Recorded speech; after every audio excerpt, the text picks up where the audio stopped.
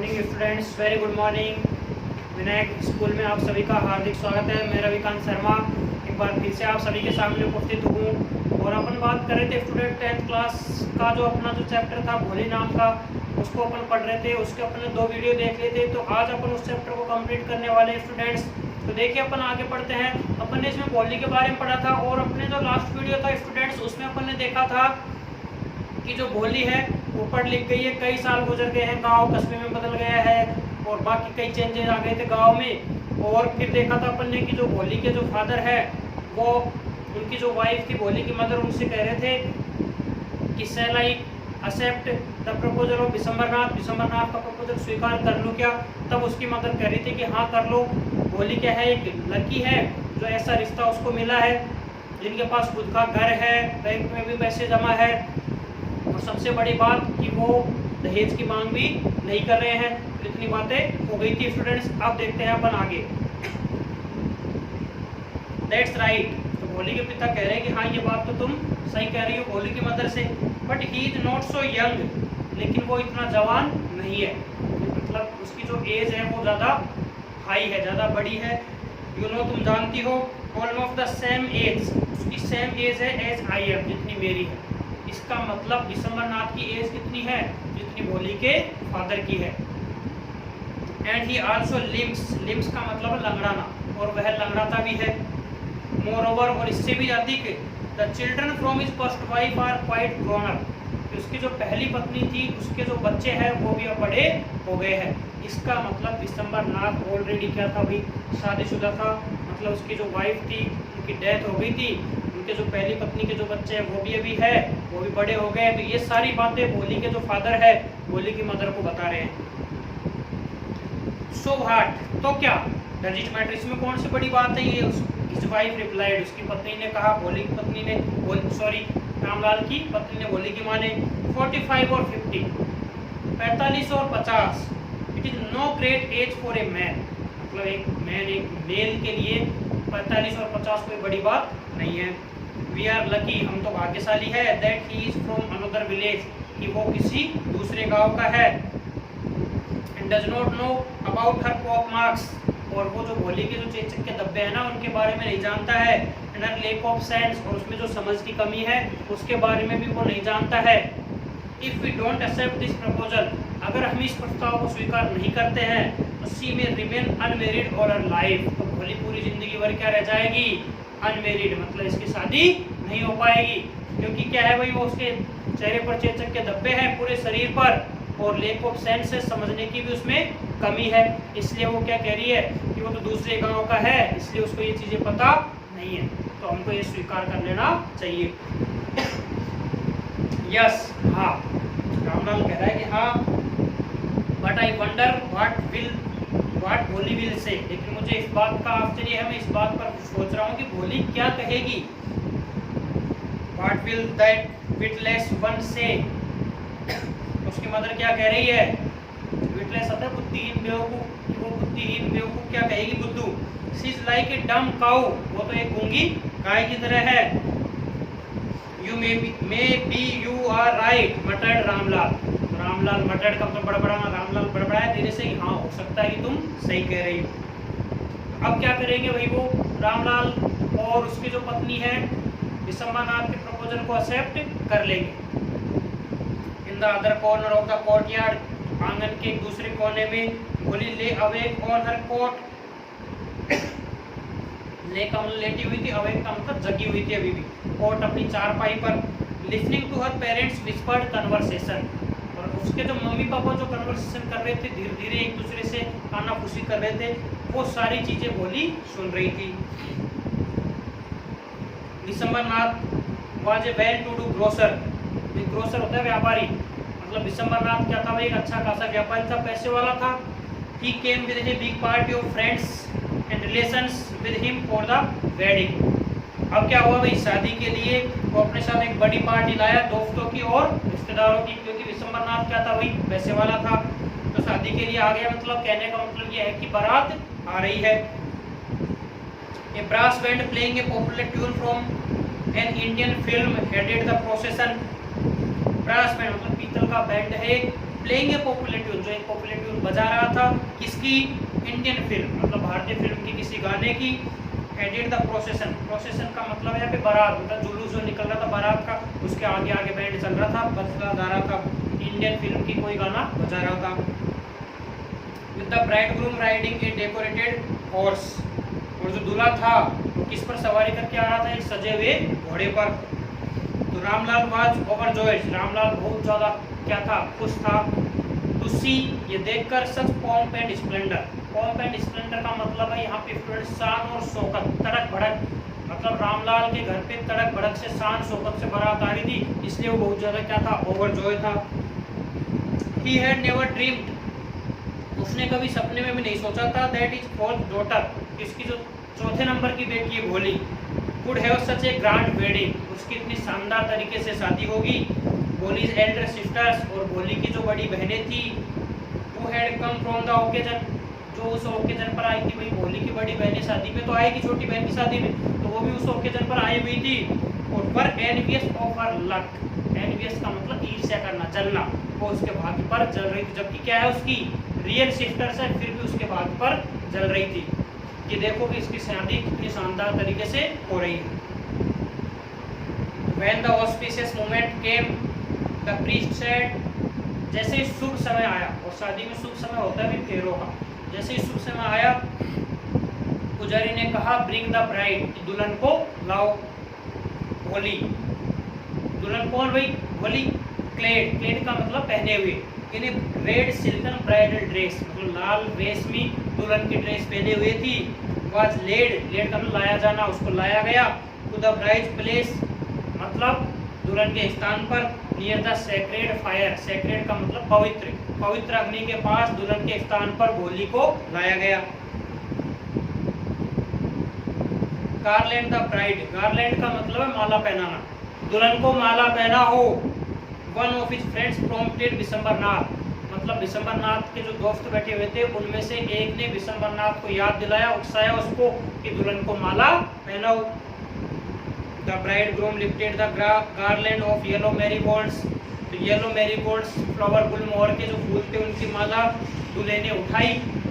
A woman slipped back the silken veil from the bride face, तो एक औरत बैठी हुई थी, उसने स्लिप का खींचना पीछे की तरफ, सिल्कन जो घूंघट था दुल्हन के चेहरे पर, वो एक औरत ने पीछे से घूंघट को क्या कर लिया भाई, खींच लिया। Vishambhar took a quick glance, quick glance करो नजर पड़ना, विशंबरनाथ की नजर तुरंत भोली के चेहरे पर पड़ गई। Garland remain poised in his hands, garland जो माला थी उसने अपने हाथों में वहीं पर रोक ली, मतलब भोली को माला नहीं पहनाई। The bride slowly pull down the veil over her face, तो दुल्हन ने स्लोली धीरे से वापस घूंघट अपने चेहरे पर ढक लिया। हैव यू सीन हर, क्या तुमने इसको देखा? Said Vishambar to the friend next to him, Vishambar ने अपने बगल में जो दोस्त बैठा था उससे कहा कि क्या तुमने इसका चेहरा देखा? शी हैज पोक मार्क्स ऑन हर फेस, इसके चेहरे पर तो चेचक के धब्बे हैं। ये बात विशंबर ने अपने दोस्त से कही। सो व्हाट, तो क्या हुआ? You are not young either, तुम भी तो जवान नहीं हो। ये बात विशंबरनाथ के दोस्त ने विशंबरनाथ को कही। इसका मतलब दोस्त थोड़ा समझदार था कि भाई चेचक के धब्बे है तो कौन सी बड़ी बात है, तुम भी तो जवान नहीं हो, बुढ़ापे में शादी हो रही है। मे भी हो सकता है, but if I am to marry her, लेकिन अगर मैं इससे शादी करने वाला हूँ तो her father must give me 5000 rupees, तब इसके पिताजी को मेरे को 5000 रुपए देने पड़ेंगे, तभी मैं इससे शादी करूंगा। ये बात कौन कह दिया भाई? विशंबरनाथ कह दिया ये बात, क्योंकि विशंबरनाथ ने अब तक देखा अपन ने कि दहेज की मांग नहीं की, दहेज की मांग नहीं की, लेकिन जैसे ही उसने देखा, जैसे ही घूंघट पीछे हटा, उसने भोली का चेहरा देखा कि चेचक के धब्बे हो रहे हैं, तो उसने सोच लिया कि भाई अब मैं पैसे मांगूंगा तो ये मुझे पैसे दे देंगे। तो उसने कह दिया कि अगर इसके पिता मेरे को 5000 रुपए देंगे तो ही मैं ये शादी करूंगा।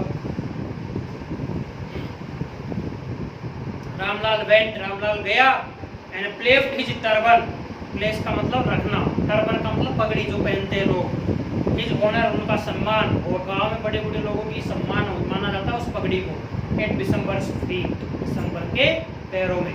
रामलाल ने जाकर पगड़ी उतार कर विशंबरनाथ के पैरों में रख दी। Do not humiliate me so, humiliate का मतलब अपमानित, कि मुझे इतना अपमानित मत करो। टेक 2000 रुपीज, 2000 रुपए ले लो। नो, नहीं, विशंबरनाथ क्या कहा, नहीं। 5000, मुझे तो 5000 ही चाहिए। और भी गो बैक, मैंने कहा हम वापस चले जाएंगे। कीप योर डॉटर, अपनी बेटी को तुम यहीं रख लो। इसका मतलब विशंबरनाथ ने तो क्या कह दिया भाई, कि अगर 5000 रुपए नहीं दिए तो हम बारात लेकर वापस लौट जाएंगे, तुम अपनी बेटी को यहीं पर रख लेना। बी ए लिटिल कन्फिडरेट, थोड़ा विचार विमर्श के बाद, प्लीज, रामलाल बोला, please if you go back, अगर तुम वापस जाते हो, I can never show my face in the village, तो मैं मेरा चेहरा कभी गांव में नहीं दिखा पाऊंगा। क्यों भाई, क्योंकि उसके क्या हो जाएगी, बेइज्जती हो जाएगी, कि वापस बारात घर से लौट गई, दुल्हन को लेकर नहीं गई, इसलिए उसकी बेइज्जती हो जाएगी। देन आउट विद 5000, विशंबर बोला तो निकालो फिर 5000 रुपए। Tears streaming down his face, आंसू उसके चेहरे से बह रहे थे, मतलब आंखों से आंसू चेहरे पर से बह रहे थे। रामलाल वेंट इन, रामलाल अंदर गया। ओपन द सेफ, तिजोरी को खोला। And counted out the notes, और नोट निकाल कर गिने। He placed the bundle of the at the bridegroom's feet, और लाके उसने दूल्हे के पैरों में वो नोटों का बंडल रख दिया। इसका मतलब है रामलाल रोता हुआ अंदर गया, तिजोरी से पैसे निकाल कर गिने और 5000 रुपए लाकर विशंबरनाथ के पैरों में रख दिए, क्योंकि वो अपनी इज्जत खोना नहीं चाहता। On December's greedy face, Vishambar का लालची चेहरा, appeared a triumphant smile, triumphant का मतलब विजयी, उसके चेहरे पर एक विजयी मुस्कान दिखाई दी, जैसे कि उसने कोई जंग जीत ली हो। She had gambled and won, Gamble होता है जुआ खेलना, उसने तो एक जुआ खेला था और वो जीत गया था। इस बात से ये पता लग रहा है कि अगर रामलाल उसको पैसे नहीं देता तब भी वो शादी तो करता, क्योंकि भाई उसको क्या है, बुढ़ापे में कौन शादी करने वाला था उसको, उसकी शादी हो रही है, जो कम बात है क्या। तो इसने, इसका मतलब ये हो गया कि उसने तो एक जुआ खेला था कि अगर मिल जाएंगे पैसे तो ठीक है, वरना शादी तो करनी है, लेकिन उसने जुआ खेला और वो जीत गया, इसलिए उसके चेहरे पर कैसी स्माइल दिखी, ट्रूफेंट स्माइल, विजयी smile. Give me the garland, he announced, और फिर उसने घोषणा की कि लाओ अब मुझे माला दो, अब मैं माला पहना दूंगा, क्योंकि अब उसको क्या मिल गए, he got 5000 rupees from Ramlal, उसको 5000 रुपए मिल गए थे। Once again the veil was slipped back, एक बार फिर से घूंघट को पीछे खींच लिया गया। The bride's face, दुल्हन के चेहरे से, but this time, लेकिन इस बार her eyes were not downcast, downcast का मतलब झुकी हुई, लेकिन इस बार जो दुल्हन थी भोली, उसकी आंखें नीचे झुकी हुई नहीं थी। She was looking up, वो ऊपर देख रही थी, looking straight, बिल्कुल सीधे देख रही थी, at her prospective husband, prospective का मतलब है होने वाले, अपने होने वाले पति की आंखों में देख रही थी। एंड इन हर आईज, और उसकी आंखों में, there was neither anger nor hate, ना तो उसकी आंखों में क्रोध था और ना ही नफरत थी। ओनली ओल्ड कंटेम्प्ट, केवल तिरस्कार की भावना थी, मतलब वो उसको स्वीकार नहीं करने वाली है, उसको क्या करेगी, तिरस्कार करेगी, गुस्सा और नफरत नहीं थी उसकी आंखों में। Vishambhar raise the garland, raise का मतलब उठाना, विशंबरनाथ ने माला उठाई। To place it round the bride's neck, मतलब दुल्हन की नेक, गर्दन, दुल्हन की गर्दन में पहनाने के लिए विशंबर ने माला उठाई। बट लेकिन before he could do so, लेकिन इससे पहले कि वो ऐसा करता, मतलब इससे पहले कि वो भोली को माला पहनाता, Bholi's hand struck out like a streak of lightning, Bholi ने अपने हाथ आगे बढ़ाए जैसे कि कोई बिजली का करंट दौड़ा हो। And the garland was flung into the fire, और विशंबर के हाथ से माला को छीनकर आग में पटक दिया। शी गॉट अप, और फिर वो खड़ी हो गई, and through away the well, और घूंघट को उठाकर फेंक दिया। इसका मतलब भोली क्या हो गई, गुस्से में आ गई भाई, पिताजी, और बोली, सेड भोली ने क्लियर लाउड वॉइस, बिल्कुल तेज और साफ आवाज में बोली, पिताजी। And her father, mother, sisters, brothers, relations and neighbours were startled, startled का मतलब चौंक जाना, उसके भाई बहन मम्मी पापा रिश्तेदार पड़ोसी सब चौंक गए टू हियर, सुनकर, और speak without even the slightest stammer, क्योंकि वो बिना बिल्कुल भी हकलाए बोली थी। जबकि गांव वाले तो क्या मानते थे, रिश्तेदार भाई बहन मम्मी पापा सब ये जानते थे कि ये तो बेवकूफ़ लड़की है, बोलना भी नहीं आता, हकलाती है।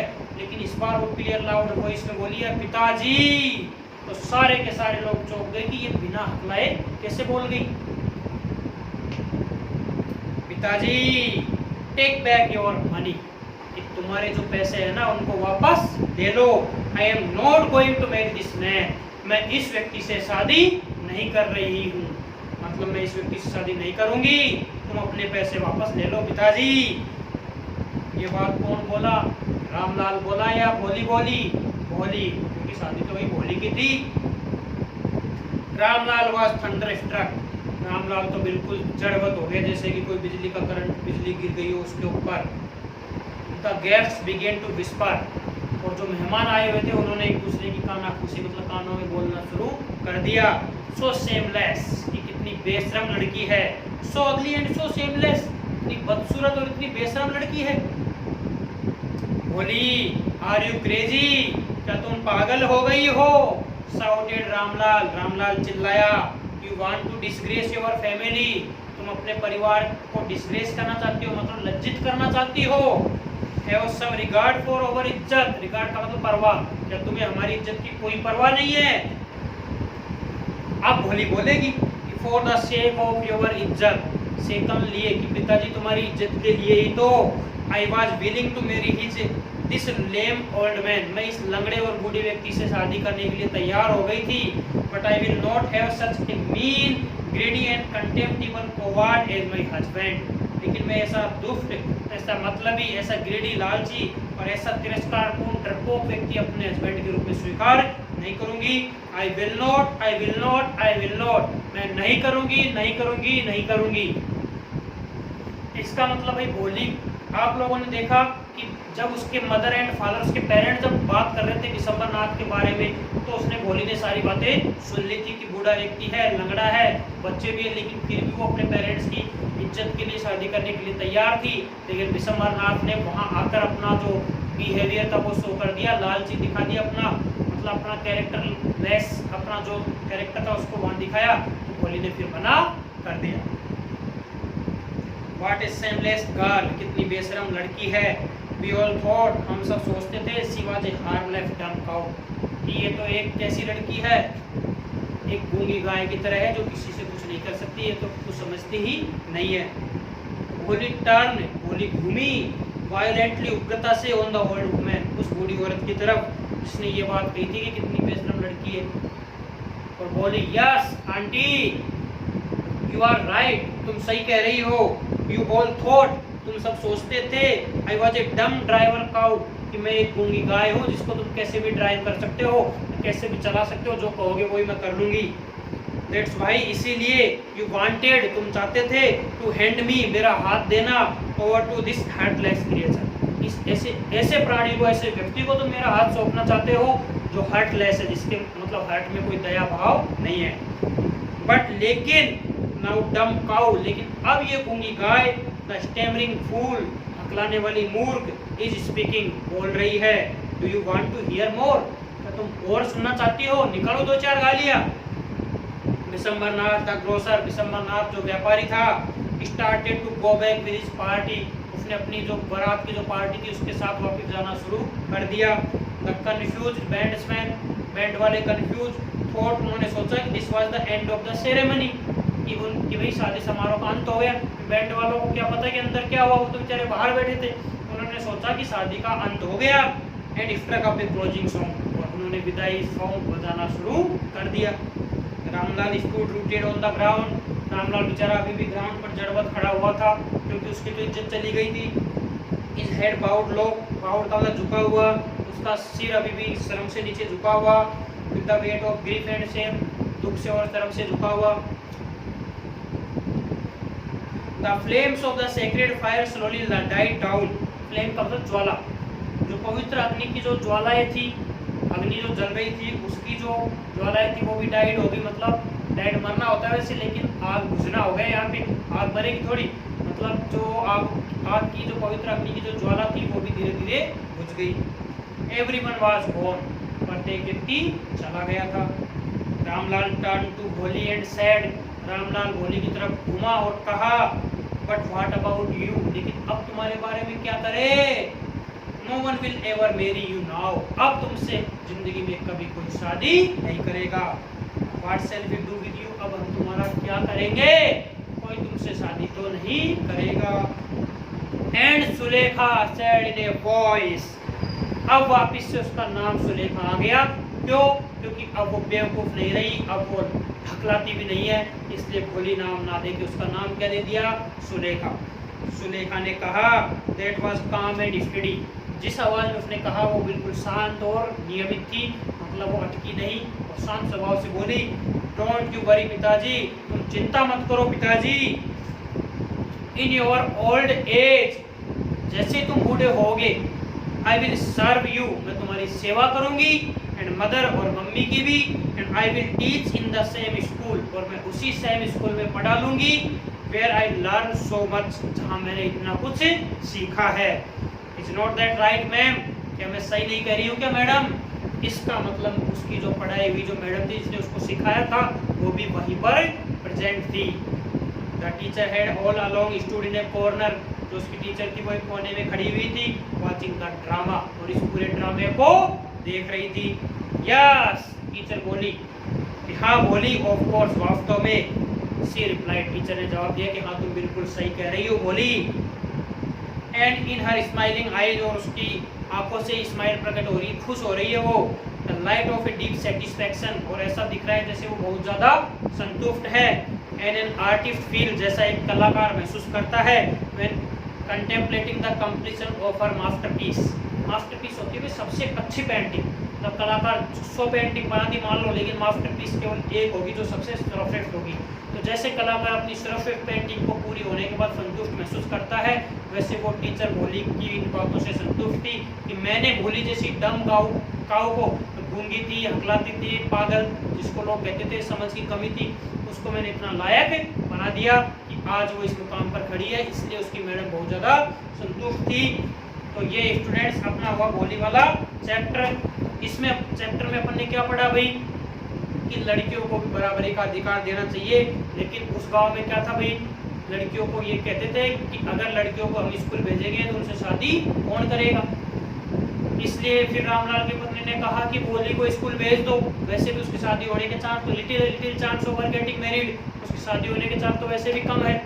फिर उसने भोली को भेज दिया, लेकिन भोली इतना पढ़ लिख गई, समझ गई कि उसको इंसान पहचानने की नॉलेज हो गई, लेकिन उसने अपने पेरेंट्स की इज्जत के लिए उस लंगड़े बूढ़े व्यक्ति से जो ऑलरेडी शादीशुदा था, उसके बच्चे भी थे, उससे शादी करने के लिए भी हाँ कर दिया।